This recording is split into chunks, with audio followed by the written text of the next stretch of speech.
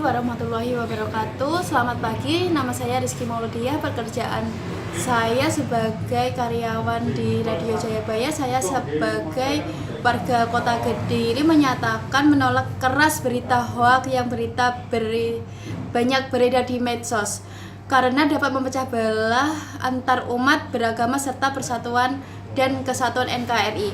Mari bersama jangan mudah percaya berita hoax. Sekian, wassalamualaikum warahmatullahi wabarakatuh.